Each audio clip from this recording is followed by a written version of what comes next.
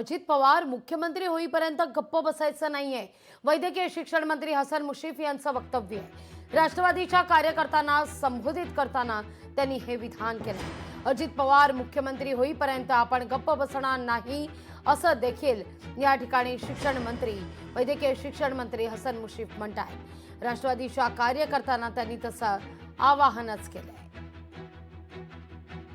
अजितदादा पवारांच्याबद्दल बोलताना निशिकांत बाळासाहेब म्हणाले की अतिशय एक प्रभावी व्यक्तिमत्व, आपल्या शब्दाचा पक्का, प्रशासनावर प्रचंड पकड आणि विकासासाठी सातत्याने ध्यास घेणारा शब्दाचा पक्का आणि सातत्याने जनतेच्या मागे राहणारं असं अजितदादा पवारांचं व्यक्तिमत्व आहे।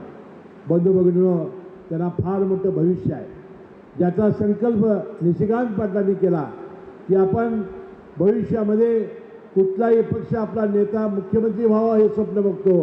अजितदादा पवार मुख्यमंत्री होईल तोपर्यंत आता स्वस्त आपण बसायचं नाही। या निमित्ताने मी आपल्याला आवाहन करतो की आपण राष्ट्रवादी काँग्रेस पक्ष वाढवण्यासाठी आपण प्रयत्न करूया। लोकशाही मराठी ऐका, पहा, जागरूक रहा।